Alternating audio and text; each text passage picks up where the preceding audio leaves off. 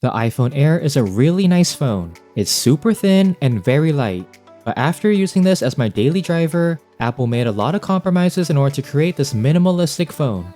Today, I'll talk about what I like, what I don't like, and why this phone is not for me. So let's jump right in. Okay, there are two things I like about the iPhone Air: build quality and display. The Air has ceramic shield 2 on the front, the original ceramic shield on the back, and titanium for the frame. It kinda reminds me of the iPhone X. You get a matte back and glossy camera plateau. I've been using it with no case or screen protector, and so far, so good. It's only 5.6mm thin, which is barely thicker than the 11-inch M4 iPad Pro, and it weighs only 165 grams. I was worried about bend gate from the iPhone 6 series, but the Air just flexes and returns to normal. According to Jerry Rig Everything, you need 98 kilograms of pressure to break it. The sky blue color does a good job of hiding fingerprints, but the frame needs more cleaning than usual. The iPhone Air is slightly smaller than a Max, XL, and Ultra flagships, but the difference is night and day. It doesn't even feel like you're holding a phone, and I feel almost no weight on my pinky finger. The one problem some people might have is picking up the phone when it's laying flat. There's not enough frame to grip it. The back has a full width camera bump, so if you're on team no case, it will rock on a table. And maybe it's just me, but all the buttons don't look like they're centered. I know for a fact that the USB-C port is shifted down a bit.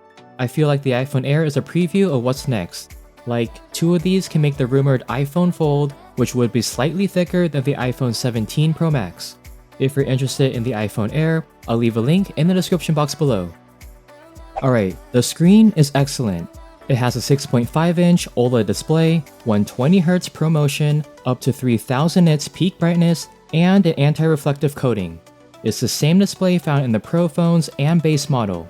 Coming from a Pro Max, I wish it were a bit larger, but it's a good in-between size.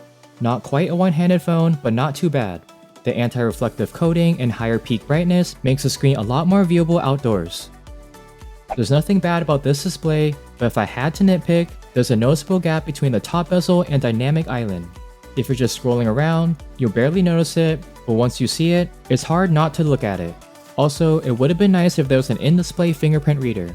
Face ID is fast, but sometimes I want to check my phone without leaning over to unlock it. So I only like the iPhone Air's build quality and display. Everything else took some time getting used to, or it just wasn't good enough for my workflow.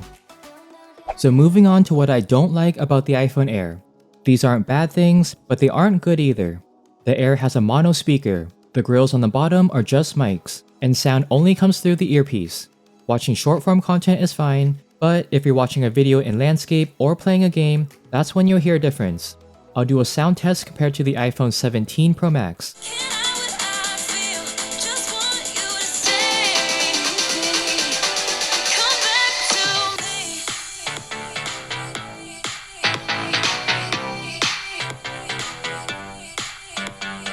There's less bass, and it's not as loud.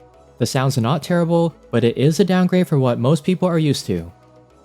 Another downside is that the iPhone Air uses eSIM worldwide. Most people don't upgrade their phone every year, so this might not be a big deal. I switch phones often, and while Apple and Google have made it easier to transfer eSIMs between devices, it's still more convenient to use a physical SIM card. I was able to transfer the eSIM from the Pixel 10 Pro XL to the iPhone Air, and transferring back shouldn't be an issue. But there were times where I needed to call customer service or go to the store for a QR code. There's also no 5G mmWave, but it's not available in my area. This is the fastest speed I got with the new C1X modem. The iPhone Air uses the A19 Pro chip, but it's a bin version with one less GPU core. In everyday use, the chip is overkill for most things, and I didn't notice any performance issues while playing games. Here's some gameplay from Wuthering Waves, and it runs really smooth. Everything is set to the highest at 60 FPS. Performance is great, but heat, not so much. The phone could get quite warm, especially for intense activities. Most of the components are in this camera plateau, which is where all the heat is located. After about 10 minutes of gaming, the temperature is around 43 degrees Celsius. It's not too bad, but something to look out for. As much as I enjoy using the iPhone Air, battery life and cameras are the two biggest reasons why it can't be my main phone. Apple claims it has all-day battery life, and in my normal usage, it's kind of true. I do work from home, so that helps too, but here's my usage pattern. I charge it to 100%, unplug it at 9 p.m., and let it stay in standby mode while I sleep.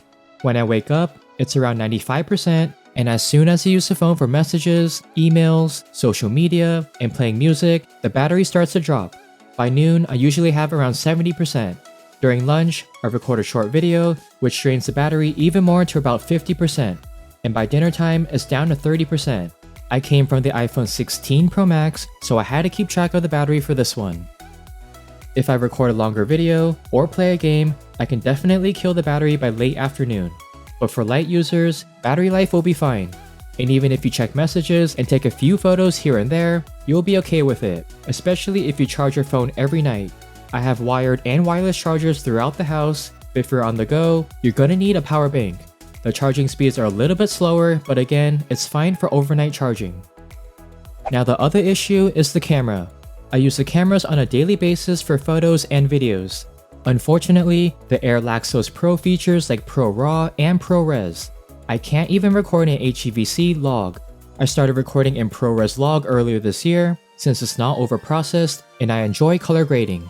Even though there's only a single 48 megapixel camera, you can still crop in to achieve a 2x zoom, which is a decent workaround. It's not optical zoom quality, but it's better than nothing. The telephoto camera and ultrawide are nice to have, as well as macro mode. If you think you might miss having the extra cameras, you can add a smart album in Photos for Mac and set the focal length. The new front-facing camera is actually a good thing. It's now 18 megapixels with a square sensor for portrait or landscape selfies. There's also center stage, but I'll talk more about this in the iPhone 17 Pro Max review. If you're someone who just points and shoots, the single camera will probably be fine. If you're a creator, you'll be missing out on a lot of controls. Data transfer speeds are only USB 2.0, but again, the Air doesn't support Pro formats anyways. I think the iPhone Air is geared towards people who value design and portability above everything else. The base iPhone 17 is great for 90% of people. And there's also the Pro models if you do a lot of creative work.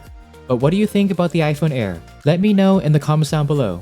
Thanks for watching, and if you haven't already, please like, subscribe, and hit the bell so you'll be notified when I post new videos. And I'll catch you guys in the next one.